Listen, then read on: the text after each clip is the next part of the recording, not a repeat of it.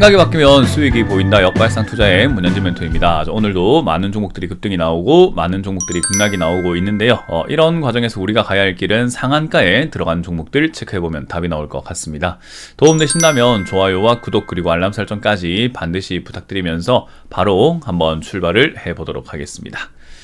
자, 일단 시장을 보게 되면 시장이 지금 2480포인트 언저리에서 지금은 왔다 갔다 하고 있는 그런 모습들을 계속해서 확인할 수 있는데요. 일단 단기 쌍바닥이라고 할 수 있는 이 쌍바닥 형태를 그려내면서 위쪽으로 올라가려고 하는 모습이 나오고 있는 것 같아요.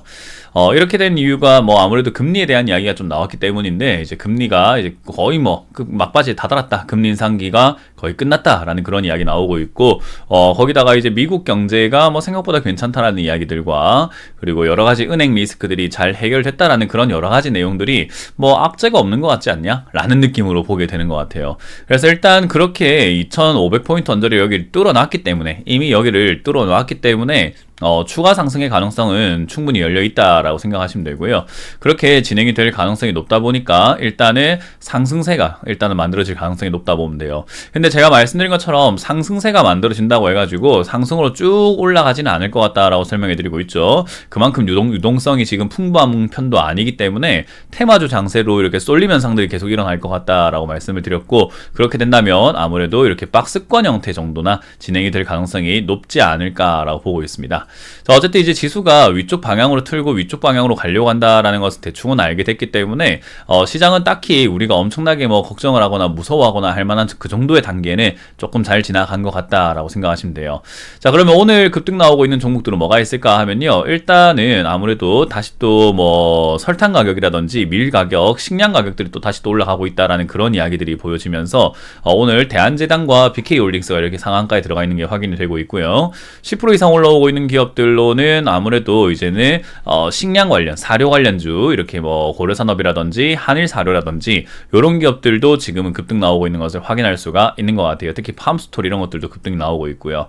그래서 이런 식으로 식량 관련주들이 좀 올라오고 있다는 점이 포인트가 되고, 나머지는 이제 N자 반등이라고 하죠. 우리가 흔히 말하는 이제 급등 나왔던 종목들이 조금 빠졌다가 다시 가는 그런 상태를 계속해서 만들어 나오고 있다라고 생각을 하시면 좋을 것 같습니다.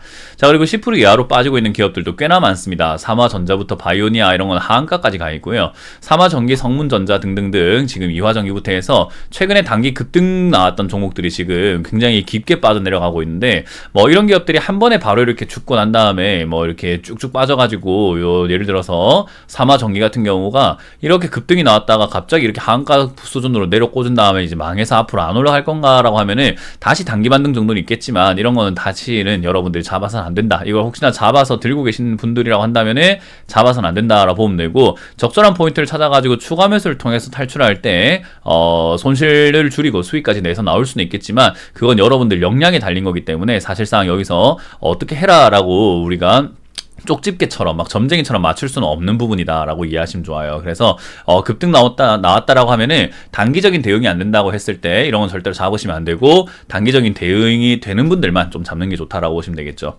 자, 그럼 오늘 급등 나와서 상한가에 들어간 종목을 하나하나 살펴볼 텐데, 먼저 대한제당부터 한번 보도록 합시다. 일단 대한제당이 오늘 급등 나온 이유는 도대체 무엇일까라고 하면요, 요 기업도 이제 식품이라던가 축산 유통, 그리고 여러 가지 외식업 쪽으로 이렇게 하고 있는 부분들이 나오다 보니까, 특히 설탕, 조제품 이런 것들 만들다 보니까 주가가 이렇게 급등 나오는 모습이 나온 것 같아요. 아무래도 지금 전 세계적으로 지금 설탕 가격이 급등이 나오고 있다라고 하죠. 그래서 설탕 가격이 11년 만에 최고치를 찍고 있고, 식량 가격이 요즘에 조금 약간 애매모호하다라는 이야기 나오고 있어요. 제가 과거부터 계속해서 말씀드렸지만, 저는 단기적으로 눈앞을 예측을 한 사람은 아니고 좀 길게 보고 예측을 하는 걸 좋아하기 때문에 식량난이 일어날 것 같다라는 이야기를 정말 많이 드리고 있고, 인플레이션 쉽게 안 잡힐 거다라는 이야기를 많이 해드렸는데, 이제 그런 부분들이 계속해서 좀 적용이 되고 있는 것 같습니다. 아무래도 설탕 가격이 올라간다고 해서 이 대한제당의 영업이익이라든가 매출이 증가하는 건 아니겠지만, 어쨌든 한 가지 테마로 형성이 되면서 이렇게 올라왔다라는 게 특징이고, 요 힘은 얘가 과거부터 이렇게 급등이 나왔던 그런 특징들이 있기 때문에 아마 4,500원에서 5,000원까지는 올라갈 수 있지 않을까라는 생각을 해봅니다. 저 정도까지 올라가면 수익을 좀 챙겨내야 되겠죠. 계속해서 저기 맞고 떨어졌던 흔적들이 있기 때문에 다시 치고 미친듯이 6, 7 7,000원까지 날아갈 거야 라고 생각하는 것은 좋은 생각까지는 아니다 라고 보시면 되겠습니다. 그래서 이 점을 여러분들 참고하셔가지고 대응을 잘 하시는 것이 옳다라고 보면 되고요. JI테크가 오늘은 이제 또 급등이 나와 있는데요. 지금 이거 상한가에 들어갔다 나왔다 반복을 하고 있는데, 일단 한 주당 3주를 배정하는 무상 증자를 실시한다고 합니다. 품절주죠. 얘는 800만 주밖에 되지 않는 주식 수를 갖고 있다 보니까 품절주 역할을 하고 있어가지고 이렇게 무상 증자 이야기 나왔을 때 급등 나오는 형태가 같이 나오고 있는 것 같아요. 아무래도 무상 증자 이야기 나오고 난 다음에 나오는 이 상승이 아마 마지막이지 않을까 생각을 하고요. 무상 증자 이후에는 아마 첫날은 조금 급등이 나올 수 있지만 그 이후로는 쭉쭉 빠질 수 있다는 점을 감안을 해야 될 것 같아요. 그래서 이것도 이후뿐만 아니라 이번 주에 상승세가 좀 나와준다면은 깔끔하게 매도하고 마무리 짓는 것을 추천드려보도록 합니다. 자, 그리고 BK홀딩스는 증자가 아니라 감자를 했습니다. 감자를 했는데 급등이 나왔어요. 아무래도 회사가 이제 살아날 수 있지 않을까라는 그런 기대감들과 이게 이제 뭐 회사가 좋은 상황은 아니지만 요즘에는 이런 잡주라고 할 만한 종목들에 또 시세가 많이 몰리고 사람들의 돈이 많이 몰려 들어가는 형태가 있어가지고 이런 이슈가 있을 때 사람들의 돈이 막 몰려 들어와가지고 이렇게 약간 추격 매수 같은 걸 좀 많이 하는 것 같아요. 특히나 뭐 일단 급등하면 묻지마 급등이라고 해서 상한가를 갔다? 그러면 이게 무슨 기업인지 내가 알 바가 어디 있어, 그냥 막 사는 거지 라고 하는 그런 요즘에 묻지마 투자도 굉장히 많이 성행을 하고 있죠. 그래서 이제 그런 형태로 올라왔다라고 보시면 되고요.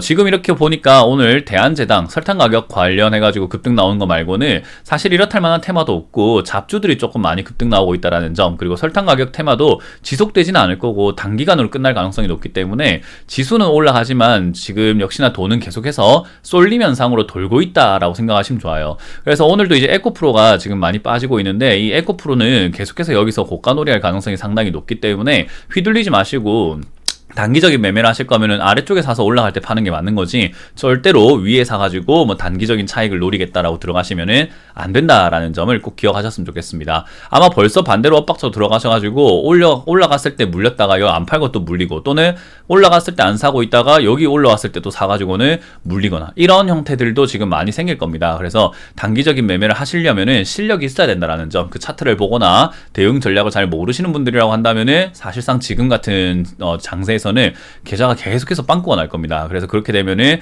돈이 없어서 나중에는 돈을 못 버는 형태가 나오게 되고요.